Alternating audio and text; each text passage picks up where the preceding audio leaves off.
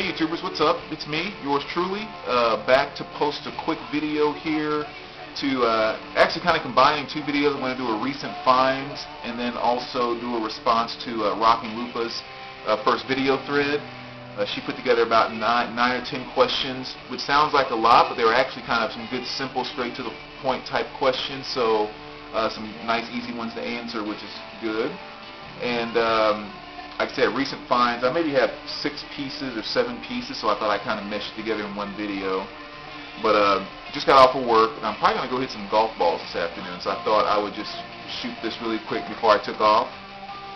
So this is what's playing in the background. I'm sure you guys recognize that pretty easy.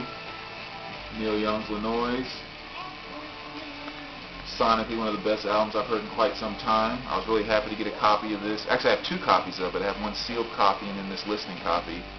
So, great album to have in your collection if you don't have one, for sure. Well, let's kind of jump into this, and I will, let me do the recent finds first, because that'll go a lot quicker since there's not really that many. Number 1, I got this new reissue of Saint Anger by Metallica. This is the Warner Brothers press.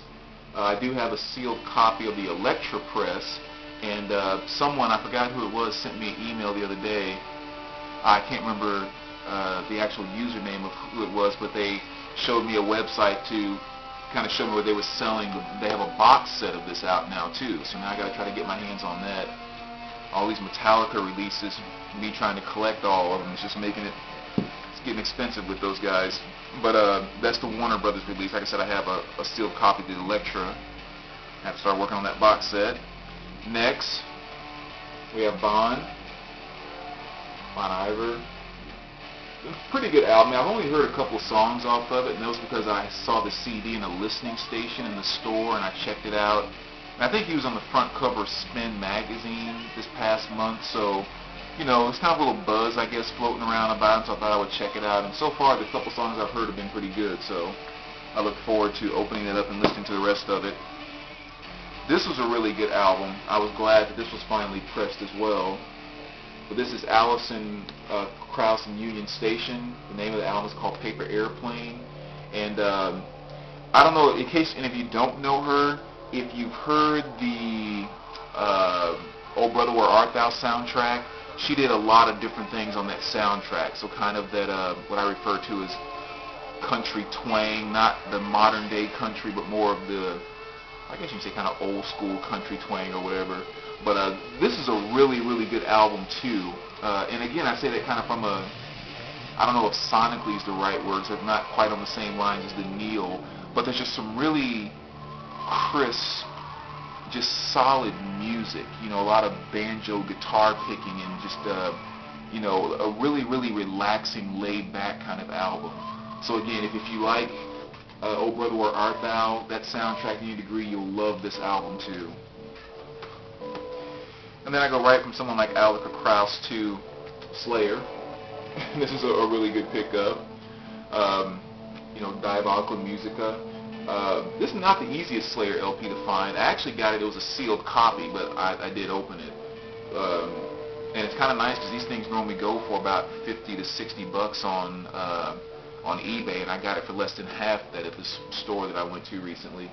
So another very good addition to my Big 4 collection.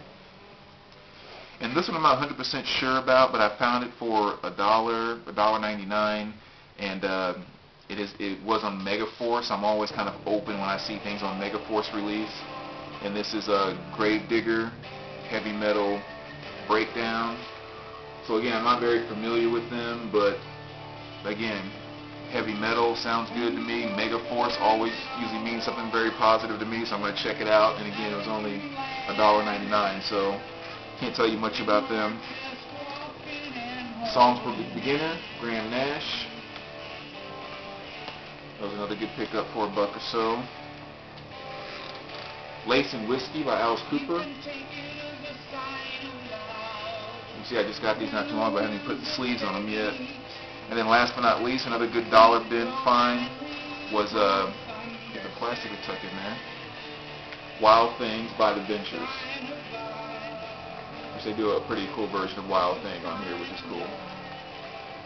But some chicks kind of acting a little tough on there. And you didn't see that quite as much back in the day. Usually they were all in like, the little poses and everything, and these chicks are looking like they're ready to take on the Runaways or something, which is kind of cool. So those are the new recent finds. Now let me jump right into RockingLUPA's thread. Her first question was, what was the first record that you still have? Or, yeah, kind of first record that you still have. And I know we answered a question somewhat similar to this before, so some of these might be repeats. But this right here is one of two of the first albums I ever actually got that I went out and bought. And this is the Earons, Land of Hunger, and this is a single. I bought that a long time ago, back before I even was really into records or anything, but there was a record player in my house, so I was able to play it, but I wasn't into records at all back then. And the second one would be, because if I remember correctly, I might have bought these the same day, but it was Kiss Alive. And I know I've told this story before, but I was walking through this record store and saw this, picked it up, took a look, then I saw that, then I opened up the gatefold and saw that concert shot. I had no idea what any of the songs were of this album whatsoever, but I bought it immediately and ended up just falling completely in love with Detroit Rock City. So, and this is not the actual one I bought back then. I don't have that one anymore, but this is the actual Earons that I bought. So that was my first albums. And I guess the second question was, what's the first album you actually bought? Again, same thing there. Now, the first album I remember actually coming into my home, when my mom went out and bought it for us on any level, was I remember she bought Another One Bites the Dust on 45. Now again, she had albums back then, and she went out and bought that one for us because we liked that song. So I think technically that's the first album I ever remember buying based off of the kids' request. But those are the first albums I ever really bought. Question number 3. When did you start collecting records? That was about probably 4 years ago, 5 years ago when I first started. I know in 2005 I bought 6 or 7 records out of a dollar bin. Didn't have a record player and just held on to those records for maybe a year or two, actually. That was back in 2005. And then after that I started buying a few, and then it kind of snowballed. So yeah, it's probably been about 4 or 5 years since I actually started collecting records. Question number 4, what music did your parents play at home? Were you influenced? Do you still play them? My mom basically had a lot of gospel records back then. I played them somewhat because just to play music, not so much as I was actually listening to them and enjoying them, but just to fool around with the record player. And did it influence me? I mean, definitely, because gospel music overall has always been a big influence for me and my family. And one of the things to kind of demonstrate that, as far as do I still play it now, this was an 8-track. I know I've shown this before, of Willie Neal Johnson and the Gospel Keynotes, the record Rise Again. And this is the actual one that my mom had back when she had her records and everything else. And I played this a lot because I loved it so much. And again, I think I've already told this story, but she found this, kind of packed away in some stuff and cleaned it up and gave it to me for my as a birthday gift last year, I think. And I was extremely excited about that because I love that so much. But as far as I still listen to it now, I did find this a year or two ago, which is the same album actually, different cover or whatever, but that's the actual album, and I do listen to it quite a bit. It's in my iPod and everything. My favorite gospel album really ever. So yes, it definitely influenced me, and I definitely still listen to a lot of music from back then that my mom shared with me. And my dad was also from Africa, so there was some culture that he brought with him in terms of African music and things like that. And I definitely have some of that in my collection too. Not a lot on vinyl because there's not really a lot of that out there, but artists like Victor Uwaifo and a few others I listen to a lot and I love, and that's because of a direct influence from him as well. So yeah, my parents definitely had a big chunk of influence in some of my musical tastes. Question number 5, did your parents play music that you didn't like but later appreciated? They didn't really play anything that I didn't like. I think there was definitely stuff they played that I learned to appreciate later, but I don't remember anything they played that I was just like, ugh, what's that? I hate that. That's stupid.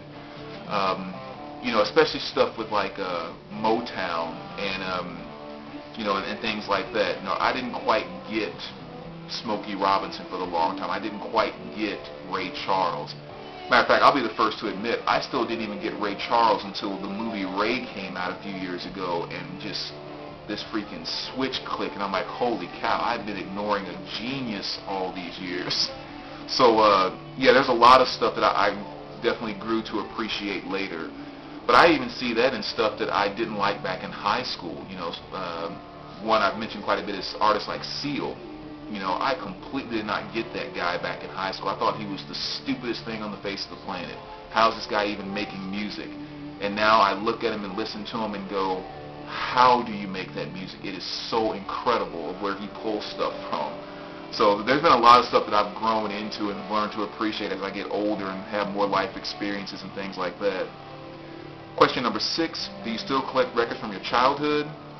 Yes. I have like some, Charlie Brown records and a lot of soundtracks from movies I listened to when I was a kid. But a lot of my childhood revolved around, breakdancing music and 80s music. And that's, so yeah, this, when you look at my collection from here and all the way back there through this next row, that's all in the 80s. So yeah, I'm still definitely about the music I had in childhood. Question 7, what did you listen to most as a teenager? Again, that goes back to pretty much everything in the 80s. Everything from 80s hip-hop to 80s new wave and pop.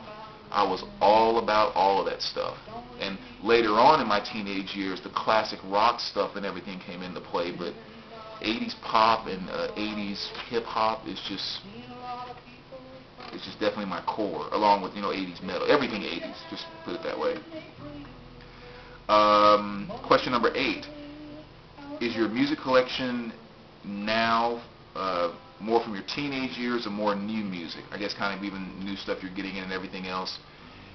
It's definitely a combination of both, but I would probably say stuff I'm bringing in now is probably more new artists, just because I've saturated so much of the 80s stuff that I wanted. Pretty much any dollar bin you go into anywhere, you can find a ton of 80s stuff, and it's going to be really cheap, so that was something that really filled up my collection very fast. You can get so much of it so cheap. So yeah, I would probably say new artists are a little bigger now than the 80s stuff from my teenage years. And question number 9, are there artists today that you think you'll hear, kind of on the radio and stuff 20 years from now, the way you hear iconic artists and stuff today? Yeah, I think on some level, majority of any artist that's halfway big in the mainstream right now, you'll still be hearing 20 years from now. I think it could be a little bit of an unfair comparison just because, radio play was somewhat limited back then in the sense that they didn't have all the medias that they have now. There wasn't the internet, there wasn't downloads and cassettes and 8-tracks and LPs. And just on and on and on. Just the level of communication now is so high that even if an artist is not getting a ton of radio play, the potential to have that artist being featured on a bunch of commercials in the future, or it's just on and on and on. So I think a lot more artists will hang around a lot longer now than artists from 20 or 30 years ago, where you really had to make your mark to still be out in the public eye 20 years later. I don't think you have to do that as much these days. You can just make one hit that you didn't write, you didn't produce, you really don't have any talent, and that could be your only hit, and that song will still be playing 20 years later, just because there's so much room in communication to allow that to happen now. So anyway, maybe kind of a long answer. I hope that made sense. And question number 10, do you make music or do music beyond just collecting it?